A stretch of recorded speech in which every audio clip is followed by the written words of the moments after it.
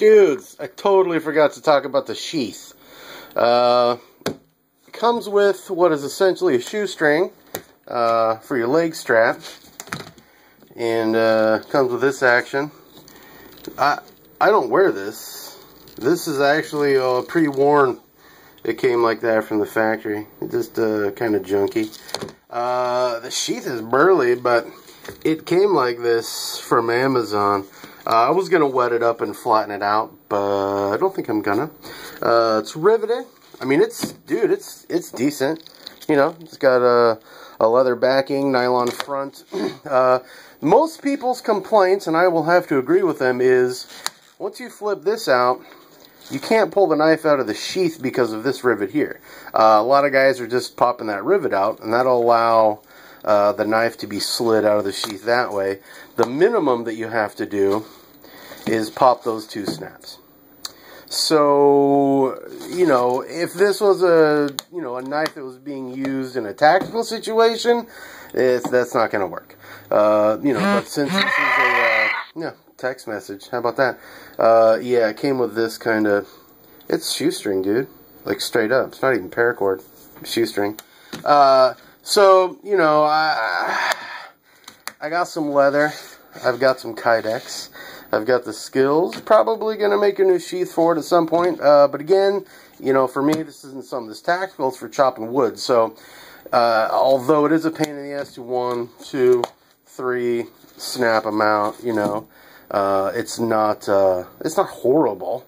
You know, generally I just whack it into a piece of wood and leave it next to the campfire. Anyways, yeah, I forgot to add that to the last video, so figured I'd throw it on there. Again, it's a $50 knife. I would much rather, spend $50 and you know, deal with a slightly poor cut on the blade, which you can see here is very convex, and it's not sharp, dude. You're not going to cut yourself. You can put a lot of pressure on that. Yeah, it's not sharp. But again, it's for cutting wood, dude. You can baton the back of this thing for days. Ideally, you know, I wish they made it without the serrations back here. You know, I did cut into a piece of wood. On the side, right here, you can notch pretty good. You know, if you were making traps or, you know, wanted to notch a limb to, you know, hold some rope in place or whatever, it'd be perfect. I would prefer that it just didn't quite have as much. Maybe started here, just so you have a little more baton room.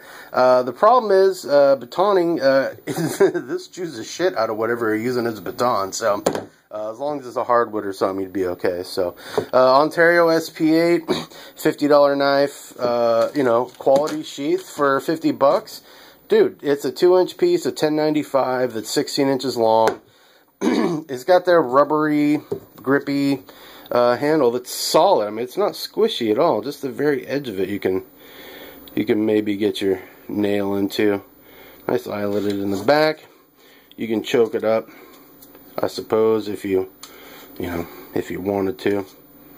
I'm usually using it like this with a baton. So, yeah, $50. Honestly, I'm gonna say this is the best wood processing knife you can buy. There's nothing out there that's better for the price. You know, you want a RKT2 or 7 or 8 or whatever their, you know, other big mamma jamma is, but that's you know, you can buy 4 of these.